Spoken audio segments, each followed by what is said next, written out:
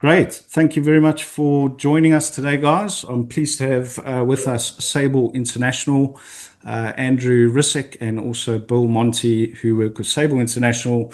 They basically do cross-border planning for investors. So they deal with property investment, real estate, offshore structures, currency hedging, and they have a very good reputation based here in Cape Town, but also in London. I believe Andy grew up in South Africa, so just a little bit of background checks there. He served as an officer in the South African Navy, which I found interesting, Andrew. And then he established a company that helped facilitate the investments of UK clients' money into emerging markets and then also offshore markets. So just as a very quick introduction, today we're going to be talking about UK property investment and why we still believe it makes sense as a plan B for retirement. And then we'll do a quick introduction about Fabric Property Group and Sable. So myself, as a quick background, I moved to London like many of us did, my 20s, so about 2021. Was trying to sort of figure out what to do. There wasn't many opportunities here in South Africa for me at the time after I'd graduated. So I moved to the UK with £100 in my pocket, trying to figure out what to do. Always really enjoyed the game of Monopoly as a child. And then I realized the weather wasn't very good in London. So I joined a company selling Spanish real estate. So that's how I got into the real estate market. We'd be dealing with the Costa del Sol and people wanting to retire in Spain. So it was a long time ago. From there, I went into the UK markets. The recession came along and people did see the UK market as a safe and stable market. At the time, what also happened is interest rates went down. So we were dealing with like 1-2% interest.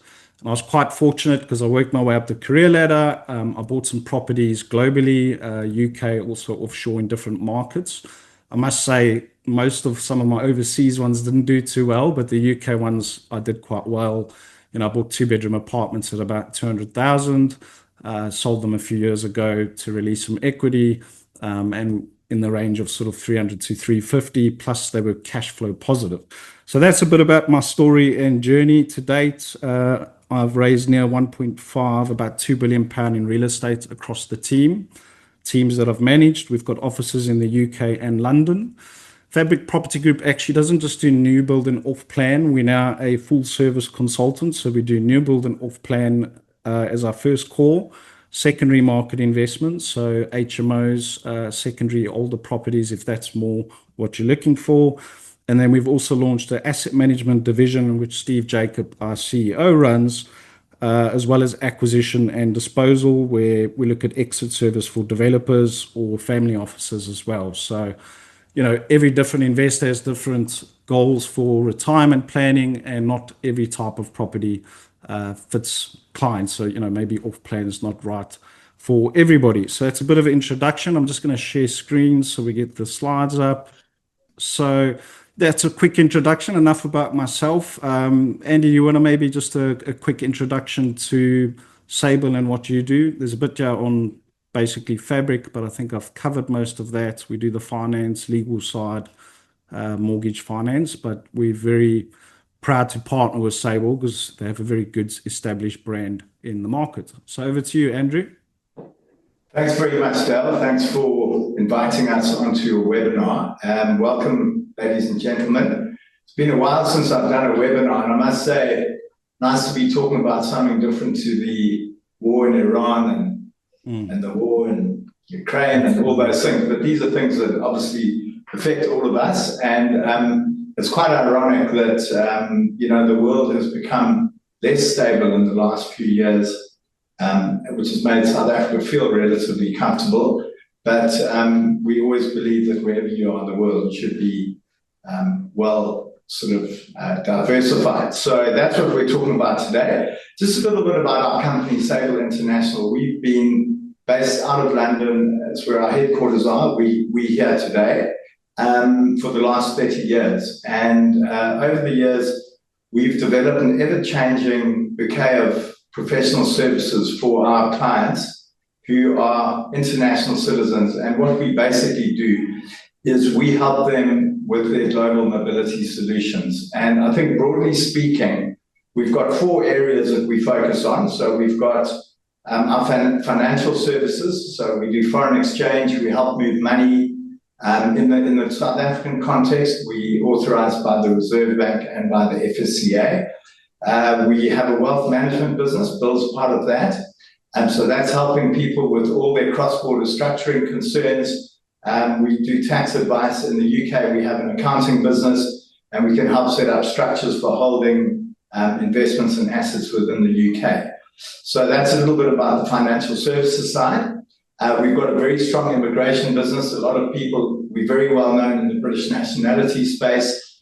We also have an immigration business down in Australia. And then also under immigration, we help people look for second residency and passports through investment. Portugal's been very popular over the last 10 or 12 years. And then we also have our international real estate division, which is primarily focused on the UK as investment properties. We have a good property offering in Portugal, and we have a team based in Mauritius as well. So these are all countries that appeal to South Africans for different reasons.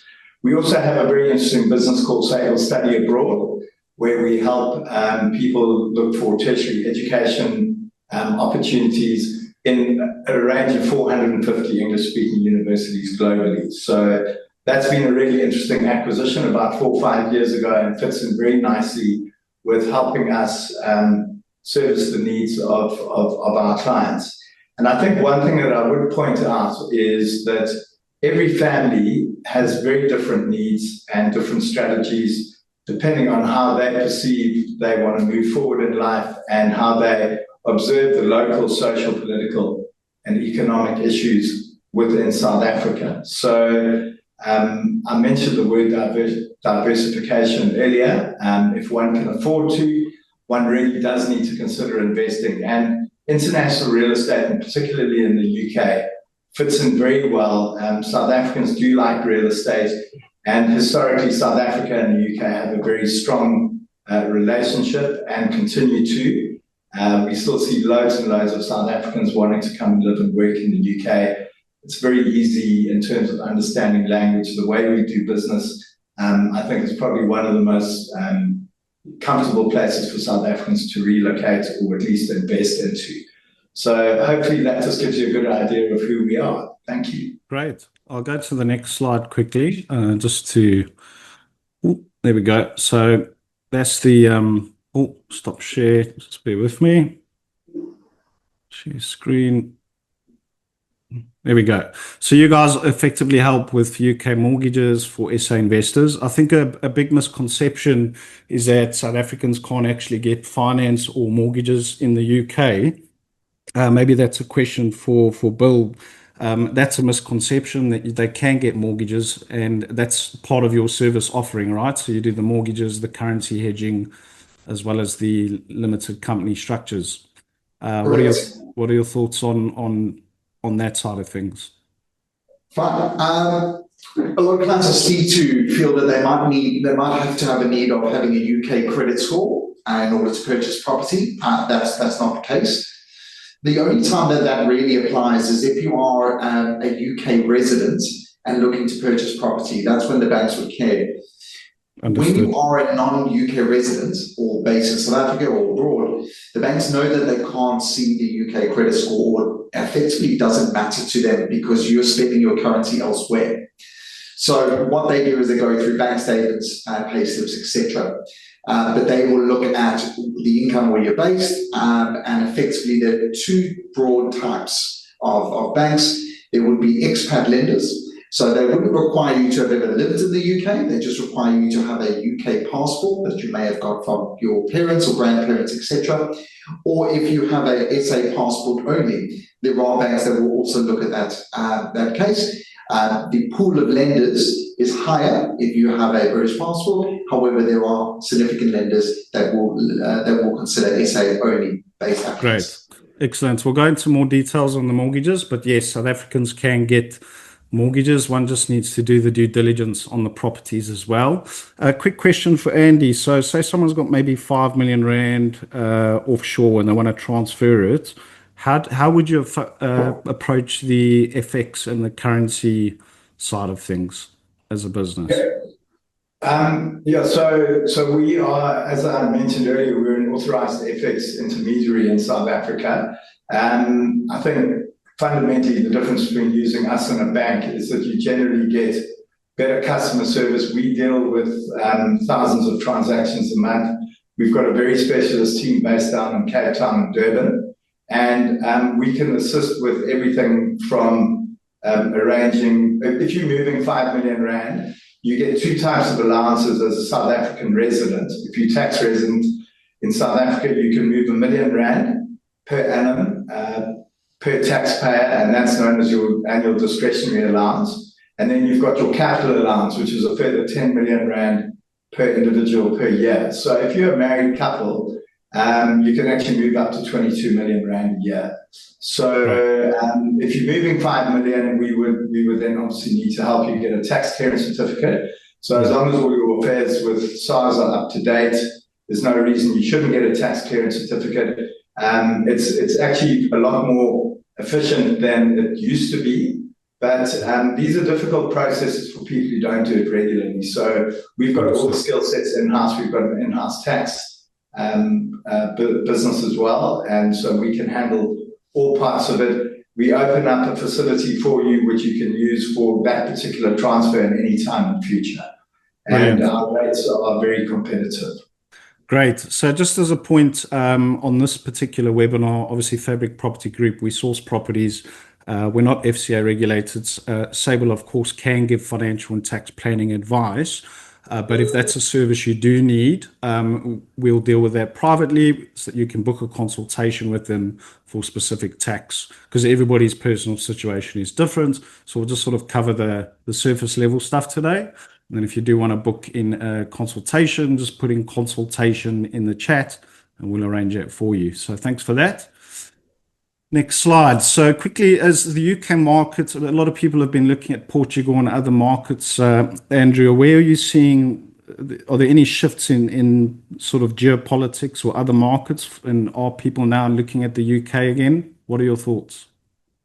Yeah, I think since I've been looking very closely at the UK. I mean, I lived here for 11 years. I went back to South Africa for 22, and I now live between Cape Town and Portugal. So I'm very well versed in the UK, the Portuguese and the South African markets. And I think that if you were only invested in the UK, I would say you should be looking somewhere else.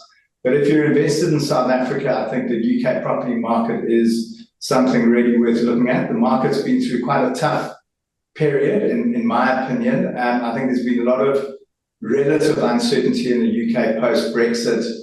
We're also going through a lot of geopolitical shifts at the moment. But I think whilst there's general unsettlement globally, and it really is everywhere, I think what you've got to do is you've got to go back and you've got to also look at the history of a country and how it is in terms of its systems, political system. And if you look at the UK from a long-term perspective, I think it is a really good market to be invested in, because the rule of law and property title are things that have been absolutely core to property rights in the UK for a very, very long time. And there's no challenge on that. So I think in that respect, it's a good market. I think you mentioned the undersupply. I mean, we read about it. It's all over Europe and the UK. There's a desperate shortage of good property stock. So as a long-term investment, I think the UK is certainly something that should be within your portfolio. Thanks. Brilliant. I think diversification is key, like you say. So there are different markets to look at, but I know they're changing some of the legislation now with regards to the so-called golden visas and things like that. Whereas the UK, whilst you might not be able to get residency as a long-term play, I do feel that it's got a good regulatory framework. Of course, we do extensive due diligence on all our developers and projects to make sure they're viable. Having been in the industry 18 years, I've learned quite a lot. I've made some mistakes as well. So we do thoroughly scrutinize each development, especially if it's off plan, just to make sure that there's commercial funding in place, that there's client deposit protection, check things like the management fees and service charges, as well as the ground rent. So while it's a stable market, of course, there's still a process there and due diligence that we need to take. But yeah, that's great news on that side. So I'm going to just go into some of the data. According to Savills JLL and a number of the reports, like Andy, I like to keep on top of the news and study the data. The UK needs around 300 to 350,000 homes per year. They're currently building less than 200,000 homes per year. There has been a lot of red tape around planning. There's been inflation, which hit us during COVID quite heavily, which made it quite difficult for developers to actually make projects work. However, inflation's now cooled from 10% back down to around 1-2%, which is good news. And what we'll see there now is interest rates, where they shot up to 5, 6, 7%, have started to come down. There's also net migration of 670,000 plus. That was in 2023, so that's some time ago. Now, whilst prices were kind of stagnant, a lot of people were on YouTube and the news saying, oh, the market's going to crash because of Brexit and COVID. It's never really crashed, has it? It kind of like slightly dipped. And we are now seeing prices start to go up. But in the meantime, there was inflation on rents of 10%. So where we were renting apartments for, say, £1,000 a month, they're now being rented for, £1,100 a month, according to Zoopla. Average UK house price growth last 10 years has been 65%. I know this for a fact. Like I said, I bought some properties in South London, also Manchester, and I exited.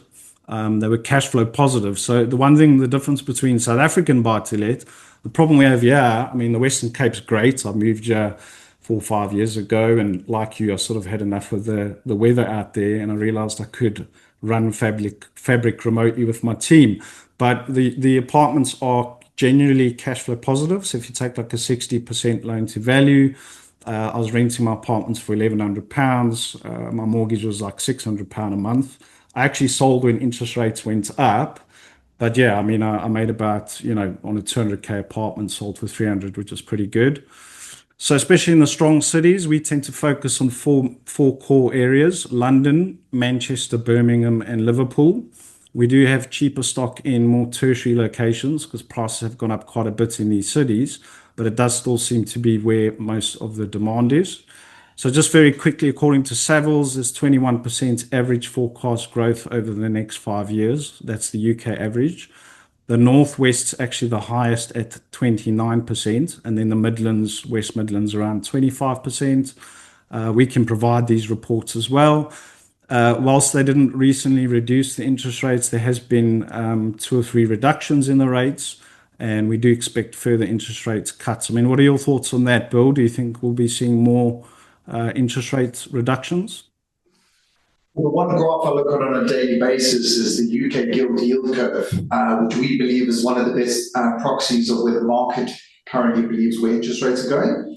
Yeah. I know it's a 30-year graph, but I try not to look past 5 years. That's currently looking at a 0.25% Bank of England base rate drop over the next 2 years or so. Again, this all really fundamentally depends on inflation. We do have Donald Trump and his tariffs, which I'm sure everyone's been speaking about quite consistently. That is a concern if inflation will increase. However, if all things remain as they are, hopefully rates will continue to go down, as we are significantly higher than the long-term trend. Yeah. So I think rates now, compared to where they were, they are starting to come down. But like you say, it's all linked to inflation, right? Inflation starts to ease, interest rates start to come down. I remember in the recession in 2009, everyone was in a bit of a panic, but where I did benefit is interest rates went down to like 0.51%. So I was like, okay, good time to buy, right? So I think we're still in a bit of a buyer's market, which can be a good thing if you're looking for a good deal. But here's the mainstream capital value forecast by Savills. As you can see, Northwest, which is Manchester, Liverpool, around those areas, Leeds, 29.4% growth. West Midlands, so Birmingham and those areas, 26%. Scotland, we got an eye on something in Edinburgh at the moment, so that seems quite promising as well. and then Southwest and London actually at the bottom of the chart in terms of capital growth. Now, London's very expensive, as you know, but London's a big place. So you've got central London, where apartments can start from anywhere from 500,000-600,000, Berkeley Homes or Galliard Homes. We've got access to that stock prices direct from the developers. Yields are a bit lower. We've seen them starting to go up gradually, but 3-4% yield in London versus the Northwest, where you can still get like 5-6% yield. Or on a short-term strategy, Airbnb, you can sometimes get maybe 8-9% net. So we'll move to the next slide just to save some time. On the mortgages, do you want to talk, Bill, a little bit about the process, how much we can lend, deposit requirements, and any recommendations? In terms of lending, so lenders still a lot of the time offer between 70-75%. However, it all depends largely on the rental income of the property. What we are starting to see in terms of that calculation is it's more likely you want to focus somewhere between the 60 and 70% mark in terms of what the rental income will achieve, but it's definitely possible on that side of things. In terms of the property itself, one of the key things in any new development is to really understand what lenders are using in terms of valuation services. Each lender has their own valuer. Those valuers can effectively either devalue the property or upvalue the property, or also create concerns. So with any new development, it is very, very important to do your mortgage review ahead of time. I normally recommend within 6 months of the development completed. The reason being is your valuation only lasts 6 months, or then you have to reapply with that bank. So having an understanding of what valuer the lender is using can give you a good understanding on the likelihood of that property being deemed acceptable to the lender. Yeah, definitely. What I find is, especially with investor-led schemes, so it's a lot easier on traditional properties, which are for people to live in, right? Like first-time buyers, homeowners. With investor-led schemes, your lending pool does become a bit smaller. So what we do as a process is we make sure we work with the right lenders and also valuers, and then we put together a valuation pack as well for the projects. And we manage that situation to tell the clients, okay, this is what the valuations are coming in at, and this is the the panel that we recommend. But like I say, you guys kind of cover that area. But one thing with new build, people have been caught out because they get promised, okay, put 10-20% down, you can get an 80% mortgage at completion, but they're speaking to someone that's not qualified to give mortgage advice. So very important, you speak to a mortgage broker who knows what they're doing. So yeah, what are you, in your opinion, on the investor-led developments? What is your opinion with regards to buying in a personal name or a UK limited company, especially when it comes to mortgages? Well, that's an interesting one. It really depends on the individual. However, as you touched on, I think previously, if you are buying one property only, in terms of setting up structures, probably doesn't make a lot of sense. But if you are looking to build a large portfolio or a portfolio of 2+, there is value in terms of setting up a UK limited company. The key reasons behind that is what we determine as tax deferral, meaning that you would only pay personal tax once you withdraw from that business. But if you continue to purchase properties within that limited company, there are a lot of other costs that you can offset again as expenses, which you wouldn't be able to do in your personal name. There is opportunities to set these up in a trust, which can have value depending on the client's circumstances. The key issue here is a lot of lenders don't like trusts. So if you are looking for the lowest interest rate lenders in the market, those won't be available. However, there are a lot of lenders or funds that will lend via trust or special structures. You just have to prepare for a slightly higher interest rate. Brilliant. Okay, so yeah, I mean, if anybody is interested in a mortgage consultation with Bill, just put in the comments mortgage or finance, and then yeah, we'll make sure someone gets in touch so we can give you some advice on what loan to value you can get. How long does pre-approval take, and what documents are typically needed is another question. Well, that's another interesting one.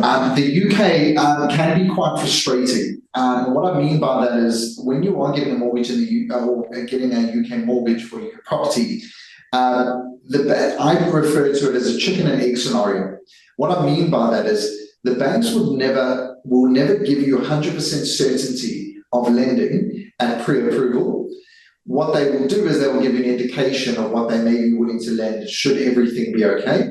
The only time that they give you 100% confirmation is once you've made a full application to the lender, they've assessed the property in terms of the valuation. They've also assessed you in terms of your personal finance, and in addition, in terms of how you sourced your property. So this is another area where it is hugely important to speak to someone who knows what they're doing, who can give you a good indication ahead of time on the likelihood of you achieving that, to reduce those risks of you getting very close to when the development completes and you don't have a mortgage in place. Exactly. And then the problem is some developers are quite, I wouldn't say aggressive, but they're like, you need the money to complete by a certain date as per the contract. So it is extremely important from my perspective to pre-plan a couple of months ahead to make sure that you do have that mortgage available on the property. In the event there is a down val, of course, that's something you need to look at to make sure you've got additional capital as well. So we always advise clients to have at least 30 to 40%, capital to invest if they are going down the mortgage route. So, that's great. Thanks. That's pretty much covered that. So in terms of finance, as I mentioned, Sable can help with UK limited company structures and setting that up, as well as locking in currency rates with hedging tools. With regards to Forex, will you guys track the market and know when's the best time to send, because the rand's kind of up and down? How do you manage it? Yeah, that's always an interesting question, Dale. Trying to call the rand is nobody can do it, and you can speak to the best economists, and we do all the time. The interesting thing about people become very emotional about the currency when they're about to make a transaction. But if you're moving large sums of money, I would just say then just move it in tranches, spread it over a period of time. The decision as to when to move your money is always going to be based on when you need to move your money. What is the deadline date for the money to be there? So if you've got between now and tomorrow afternoon, you've got no choice. You can't hedge, you've got to send it. If you've got 6 months and we believe the rand is really strong or the pound is weak, we can actually hedge that for you. We've got a big facility with Investec Bank, and we can give you a hedging facility. It obviously comes with a slight premium. But if you believe that there's going to be possibly a really negative move against the rand, then it'll more than pay for itself. So it's going to be person to person and when the project is going to deliver, really. We've got in-house risk specialists who can chat to a client and help you manage that risk. Brilliant. Yeah, it's up and down, but I always say to clients rather sooner than later. I remember when it was 11, 12 rand to the pound when I went to the UK, it's now like 20 to 25 rand. You're effectively investing in an asset which is in a fairly stable currency compared to the rand, which can be. I think, a comment that I'd make is I don't think in the last 14, 15 years, and we moved billions of rand a year out of South Africa, I don't think there are many people, if you said to them, do you regret moving your money, that would say yes. So if you take a long-term view on the rand, it steadily does decline. And the reasons, the things that affect the rand long-term are we're an emerging market, we're a commodity-driven economy. We've also got a massive political risk.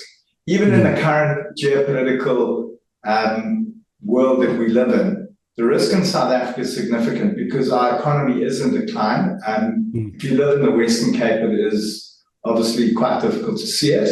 But if you go and just travel out to Johannesburg and you go around some of the other cities, there's that risk that you need to consider. So because of the political risk, there's a massive discount on the rand. So, the buying power of the rand is probably at 60% of what it should be. So as long as that continues relatively, I think that it is always good to keep an offshore hedge. Yeah, totally agree. I mean, I of course, prefer to earn in pounds, hence my business is based in the UK. But like you say, there is risks, political, economic risks. There's now the BE policy that's come in. We can all sit around a braai over the weekend and talk and complain about it, or we can take action and do something about it. So, Yeah. yeah, that's it. So yeah, I just want to quickly just run through. We're not yet to sort of pitch you guys projects or specific developments. Like I said, we're a whole of market provider. So I'll do my main job is to make sure that the projects are safe and reliable, that the due diligence is done.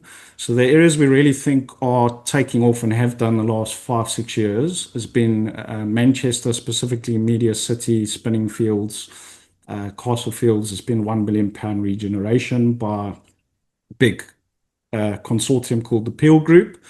They're projecting now 29% growth over the next 5 years and 21% rental growth as well. So this is some good stats there. And there's also it's the fastest growing economy out of London. So I don't know about you guys if you've been to Manchester recently, Andy, but it's completely changed. It's like old meets new. So we're seeing all these Yeah. big towers going up. And I really think the council there got it right compared to some other cities in terms of developments and regeneration. You've got BBC, Media City, Goldman Sachs. The problem in the UK, it is expensive to live there. Last time I was there, it was just could see like prices went up quite a bit. So I think a lot of people are actually moving out of London, and you call it semigration in South Africa, where everyone's coming to the Western Cape. But what I'm finding a trend there is people actually moving to realizing they don't need to be in London. They can be in Liverpool or Manchester, and it's more affordable office space and things like that. So I don't know if you found similar movements, but I definitely think Manchester's a good place. It's got 4 major universities. So we do have some exclusive developments there. We've just taken on 10 units in Castlefield. That's a very upmarket area, very central. The apartments are fully completed and tenanted. We've got high spec 2 bedroom apartments there with parking included from 375,000, but they are open to, like I said, possible discounts for early investors. You're looking at estimated yields of 5% net. But we do have other options. Sable also has other options in Manchester. If you're looking for something slightly cheaper, you'll need to be looking more at like Salford side. The city centre itself has become quite a bit more expensive over the last few years. Most of our developments will come with a 999-year lease, so that's like I'd say equivalent to like a sectional title in the UK, but a 999-year lease is effectively as good as a freehold lease on an apartment. And then in terms of payments, off plan, normally we use 10-20% down, nothing to pay till completion. But because this is completed, they're actually offering a flexible payment plan. Either you can do 20-30%, get a mortgage or pay cash, or we can put 35% and then pay over 12 months. So yeah, 10 units there on the canal. This is the location. So very central. And the apartments compared to Selborne, Irenica, some of the bigger developers are better priced, and they're very upmarket, very luxurious. So yeah, if you want more information, just put Manchester in the chat. We'll send some more information on that. Liverpool's an interesting market. It does, for me, it's been a bit of a risky one. There are some developers there that mismanage and things get delayed. But if there are some really good developers, not many, that are doing good things on the Liverpool waterfront. You've got the Liverpool Waters Visions. You can go type that into Google, see what type of investments happening there. The planning's just gone through for that. So it's a huge regeneration of the waterfront. I really like Liverpool. It's a city that's sort of close to my heart. I'm a Liverpool football fan. So the city itself is a lovely, sort of vibe, culture. You've got the Beatles, the history and the football club. So another really great city, and I'd say it's still 20-30% cheaper than Manchester, also part of the Northern Powerhouse. But quick tip, do be very careful with developers in Liverpool because some are not as good as others. So we've got Dockside Residence, is fully completed. It's actually right on the waterfront across from the M&S Arena and the Royal Albert Dock. We've got fully managed 2-bedroom apartments there.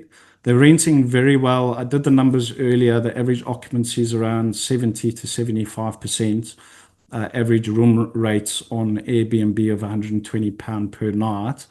And that's actually been operating already since August last year. So we've got proven data on the net yields, which are around 7 to 8% net on your Airbnb strategy, because it is in the hotel district. So again, definitely recommended. And yes, eco-friendly as well. So it's got a very good BREEAM rating, no fossil fuels, all energy efficient. So your service charges will be a bit lower. This is something to keep an eye on as well. I mean, it's not the fanciest building with a gym and all these fancy facilities, but often the case, if you do have one of those more luxury buildings with amenities, your service charge is going to be double. So the service charge is fairly low. And you've got a good 2-bed apartments return on investment, about 61%, including the net rental, which is 12% per annum. Another top favorite I'll go through quickly is Birmingham. Why? Mainly because of the high-speed rail. It's not a city I'd probably personally want to live in myself, but because the high-speed rail is coming into Curzon Street, there is going to be a lot of people thinking that, commute distance is going to cut down significantly to less than an hour.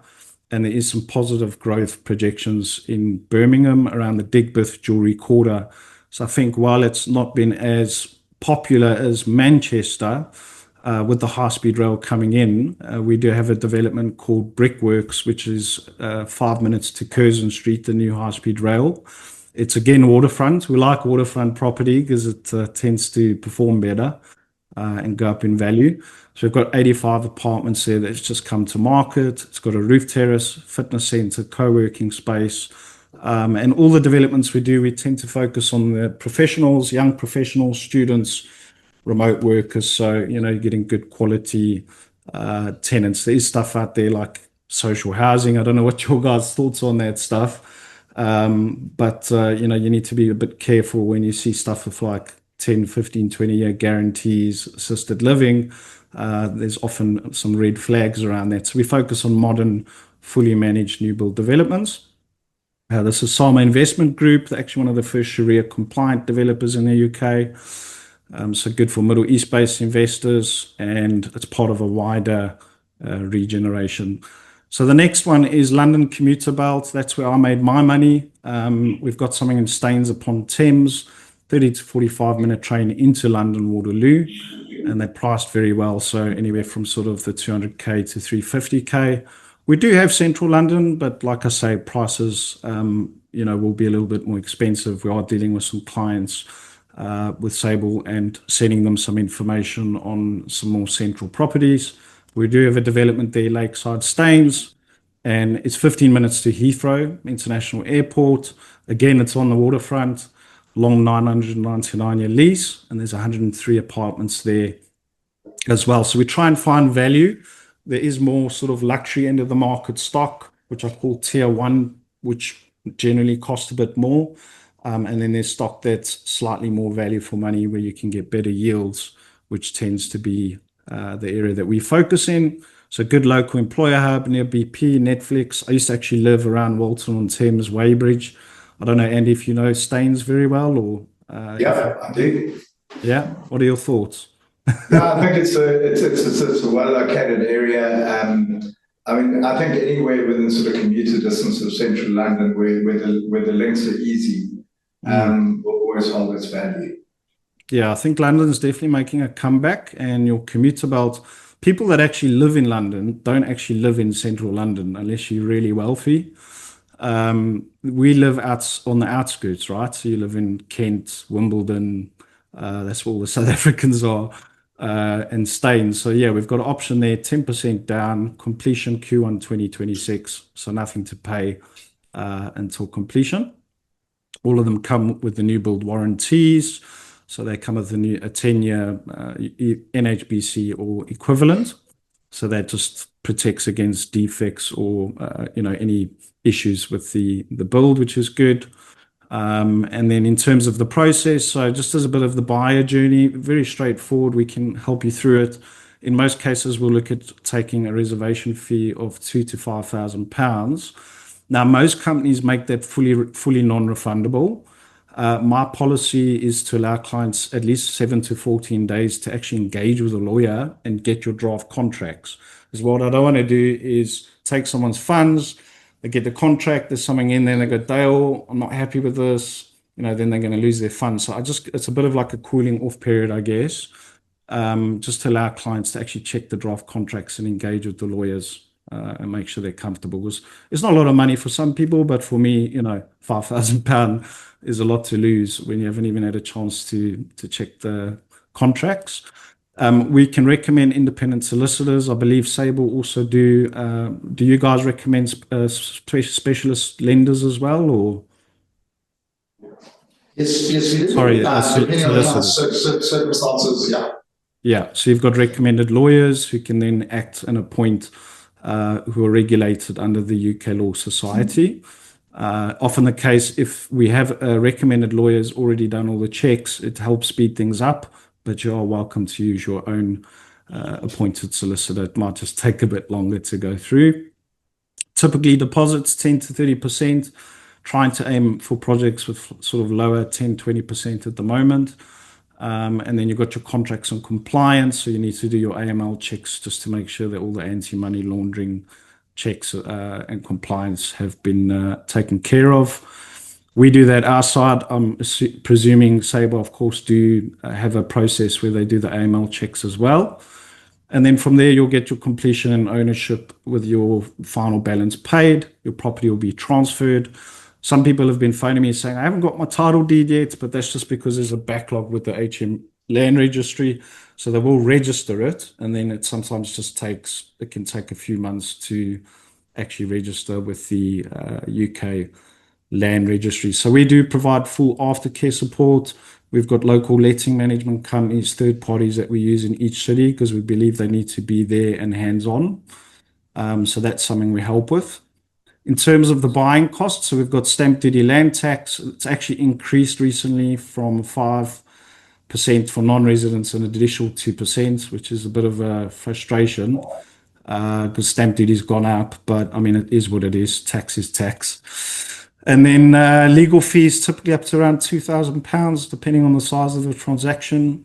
Furniture pack, if you are going to furnish the properties, we do have furniture suppliers that can furnish anywhere from one beds from £3,000 to £6,000. Letting fees with a normal letting agent, typically 7 to 10%. And if you're using an Airbnb company, I've seen someone send me something recently saying they've got an Airbnb quoting 10% management fee. That's wrong. So the figures are distorted. It's usually 18% of the revenue or 15% at the least, and then a 15% Airbnb platform fee. You also need to consider your income tax. Again, obviously, you don't want to give tax advice, but you can see there is a tax-free threshold.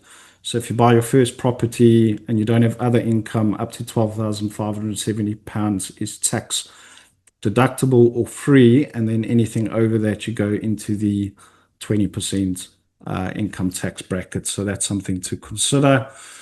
So yeah, that's the buying cost. Do you think I've missed anything there, guys, or anything else on the buying procedure from your side?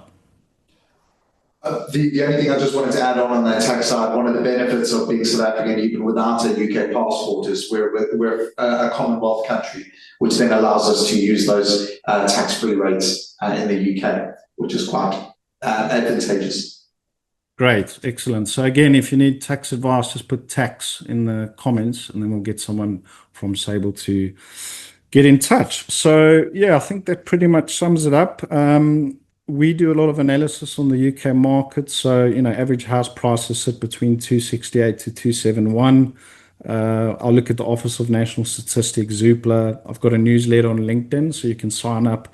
And then every month we send out a newsletter. I believe Sable do the same. So yeah, positive rental markets. Trends are looking positive. Of course, all markets come with their pros and cons, but we have to sort of help you navigate that and make sure that you get the right service rather than just sort of trying to sell you or pressure you into a property and tell you the price is going to go up tomorrow. You know what I mean? So that's what we do.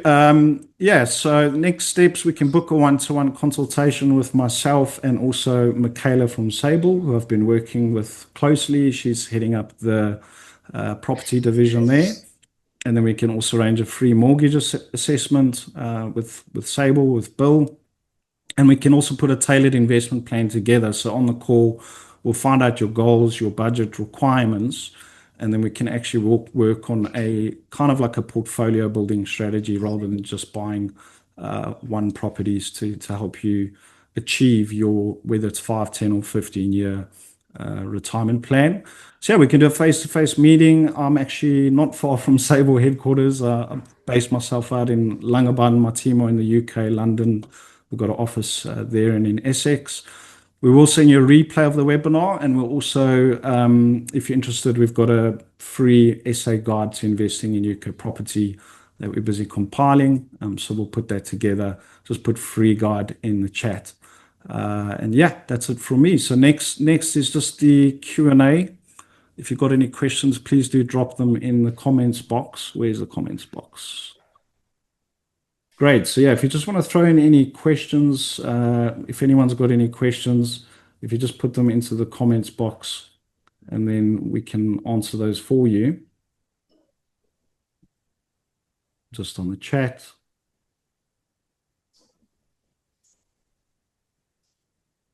I'm not seeing any questions yet. Okay, one question I've got is, if you've got a property investments in South Africa and you're looking to release equity, is that something you can do, Bill, and equity release here and then invest into the UK? In terms of the South African property side, we focus our mortgages on UK only. What they can do is release equity using a South African broker. Once that cash is then out or as part of the process, that can be used as a deposit for that future property, whether they were to buy in London or Manchester, etc. So we can help on that side of things. Great, brilliant. Let's see if I'm missing any messages here. Enable Q&A. There we go. So yeah, if anyone's got any other questions, please do drop them into the chat. We will be sending the replay around, of course, so people can.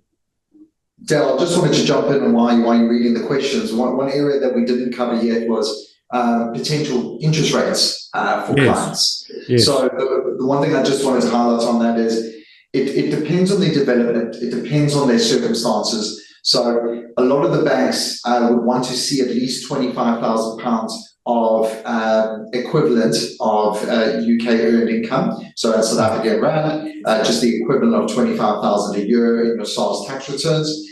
Some banks want higher, they want 50,000 plus. That might get you a lower interest rate.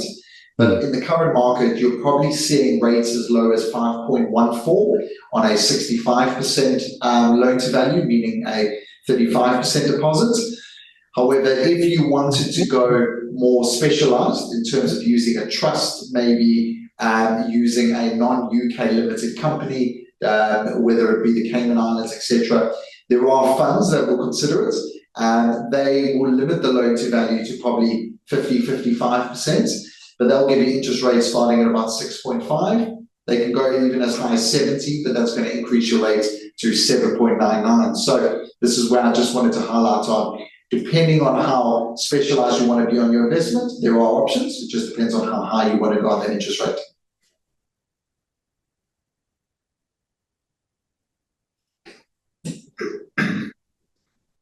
Dave, I think you're muted. Sorry, my dog started barking downstairs, so I thought let me just put it on mute. I'm just checking the chat here quickly because I think it's been disabled, but I do have some questions coming through here. Chat is disabled on webinar. Anyway, some questions coming. Can I use funds from South Africa, trust or company to invest in the UK? Is one question I've got, yeah. So potentially you can, and if you were to take those outside the trust to then fund it, as the money needs to come out to pay for that deposit. I do get asked on some sites, can I use my SA property portfolio as a guarantee for the UK side of things? That's very rare. There are some banks that might consider it, but now you're looking at very high interest rates. We're getting into the 9%, etc. Okay, cool.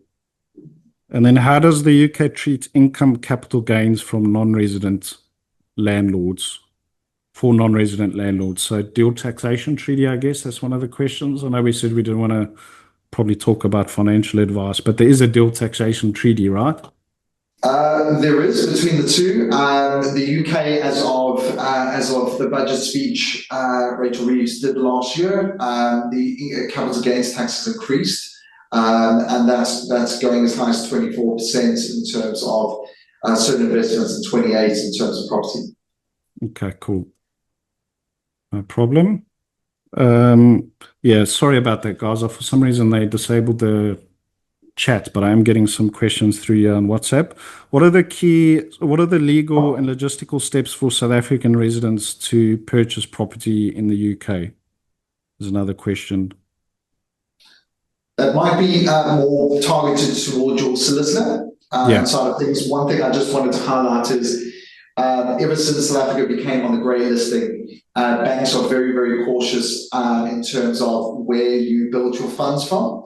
What I mean by that is if you have sold a property in South Africa, they are very keen on understanding how that transaction happened, the flow of those funds, whether it was kept in SA, moved offshore, etc. So whilst the banks will still lend, they will be quite rigorous.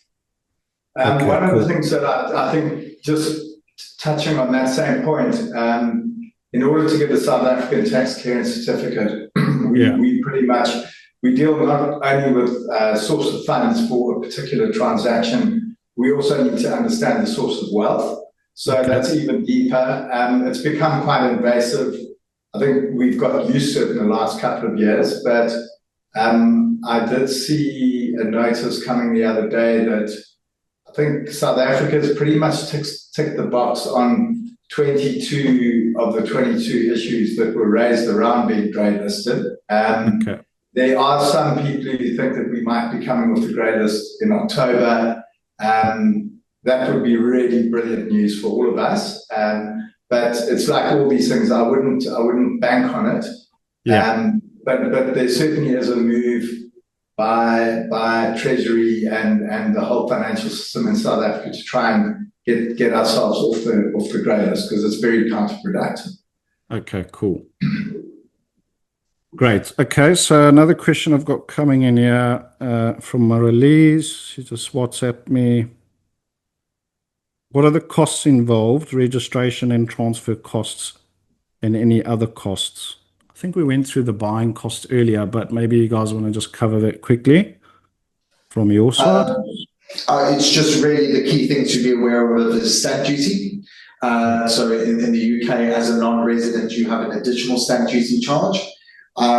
It all really depends on the value of the property. So what I would recommend, if anyone has access to the internet, just Google UK stamp duty as a non-resident, and they will give you the graphs and the breakdown. Some of them even have calculators to give you a quick and easy answer.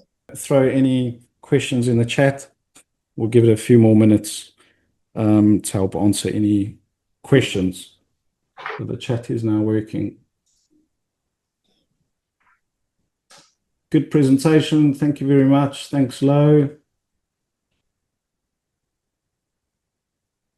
We obviously did our job well. No questions. Yeah, no questions. Yeah, the setting was off, but I've added it on now.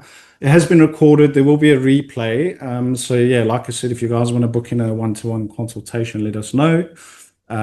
We will be sending out the replay.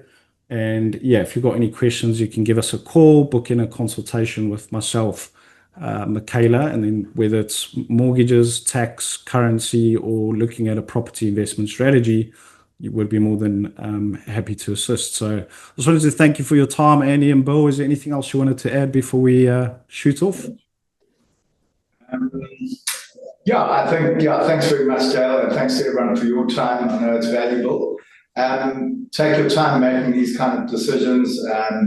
never be pressured into it. And I think one bit of advice that I would really give as a parting comment is whenever you're investing in a market that you don't really understand, just take advice from people who will cover off on all aspects, because there's a lot of risk. If you're living in Cape Town and you go and buy a property in Bloemfontein and you've never been there, there's risk. But the minute you put a border in between yourself and your investment, there's currency risk, there's all sorts of tax implications, and it can become very costly if you get it wrong.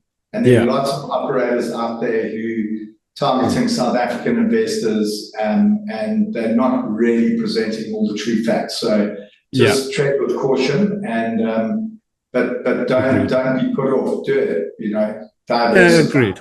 It's just finding the right people who know what they're doing. I mean, like you said, we've been in the industry now. I've been in 2 decades, so I've seen where things can go wrong. I've made some mistakes, but you need to check things like the funding. Are the projects fully funded? Is there planning permission? The great thing is we've got AI now, which can help speed things up as well. In fact, my next webinar will be around AI and PropTech and how you can streamline your due diligence. But like I said, it does help to have feet on the ground. So both Sable have offices and Fabric have offices in the UK, where we have feet on the ground. We've got a chartered surveyor. We've got teams that can go and check the structure of the building, make sure you get monthly construction updates, and things to look out for is just the developer's track record. Have they delivered in the past? And also make sure, one thing I noticed in the figures, they can pump them up, put the service charge like £1.50, when in reality your service charge is going to be £4. So we try to be as transparent as possible, and we will always project things, let's say pessimistic, then you've got optimistic, right? So we just want to try and make sure that people's expectations are managed. But like Andy said, we're here to help and assist. So thank you for your time. Thanks, guys, for joining us. And we hope you found that useful. Brilliant. Thanks, Al. Thank you. Take care, guys. Cheers. All the best. Thanks. Cheers. Bye-bye.